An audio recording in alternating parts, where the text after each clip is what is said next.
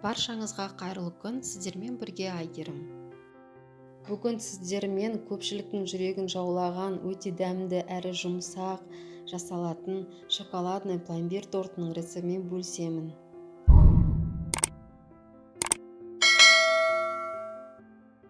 Ең алдымен торттың кремін дайындап аламыз. Ол үшін бізге сүт, жұмыртқа, қант, крахмал, сгущенка және сары май бөлме температурасындағы. Сүтімізді құямыз. Жоғарыда айтылған ингредиенттердің бәрін біріктіріп, араластырып, жақсылап отымызға қойып, кремді бір бұрқ еткізіп қайнатып аламыз.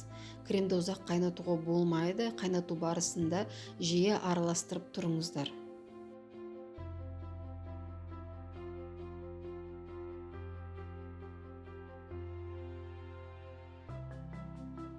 Кремді қайнатып алған соң мен сгущенка қосып араластырып алдым.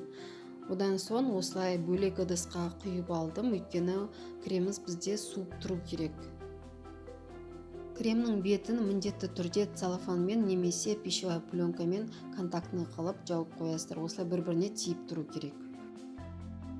Крем толықтай суығанша коржымызды дайындаймыз. Ол үшін біз сгущенка және жұмыртқаны салып араластырамыз.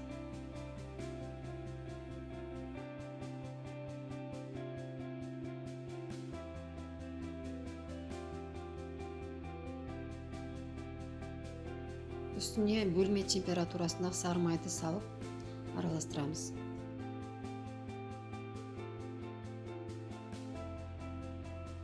Какаоны саламыз, разрыхительді саламыз. Жақсылап біріктіріп араластырамыз. Ұнды үккіштен өткізіп саламыз.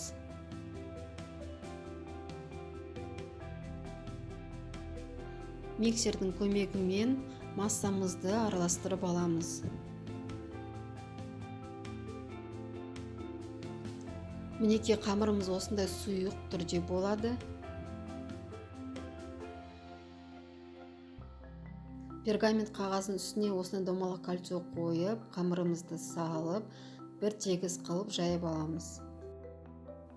Бұл қамырымыздан бізде 8 корж шығады. Алдын ала пергаментке осылай салып, бәрін дайындап алыңыздар. Өйткені бұл корждар жұқа, тез піседі. Қарап отыру керек.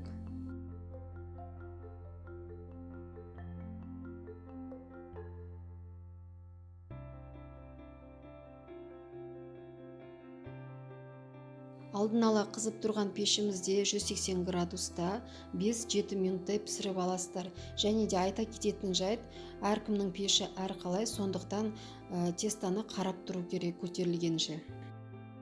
Корждарды пісіріп алдық. Енді тортымызды жинаймыз. Ол үшін бізге осындай кольцо керек. Және ацетатная пленка керек. Тортымыз біркелкі түзу жиналу үшін. Коржды қойған кезде осындай оң жақ бет емес, асты жағын үстіне қаратып қоясыздар. Крем сонда жақсы сіңетін болады.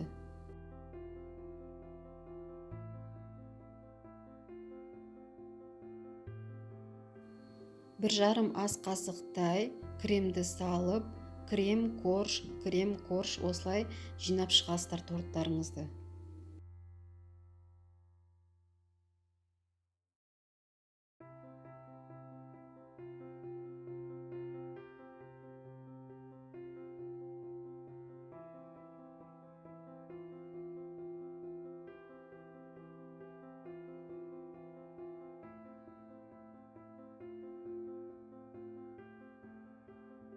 Кремді жағып, тортты жинап болған соң 8 сағатқа немесе бір түнге холодильникке қойып қоясыздар. Міне мен тортым 8 сағат тұрды. Енді кольцоны шешіп, ацетатный пленканы алып, тортымыздың сыртын қаптаймыз.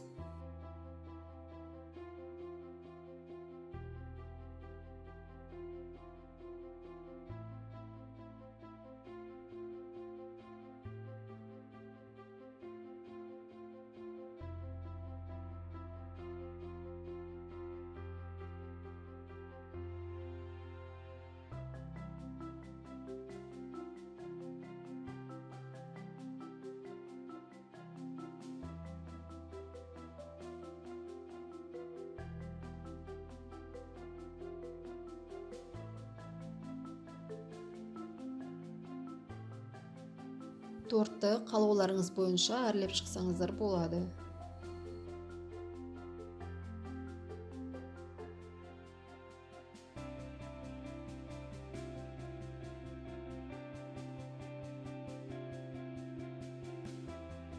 Мінекей тортымыз дайын.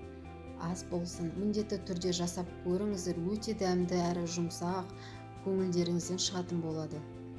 Видеоны соңына дейін қарап, менімен бірге болғандарыңыз үшін рахмет. Каналыма тіркеліп, лайк, комментарий қалдыруды ұмытпаңыздар. Алдағы уақытта әртүрлі торттардың рецептімен бөлісетін боламын.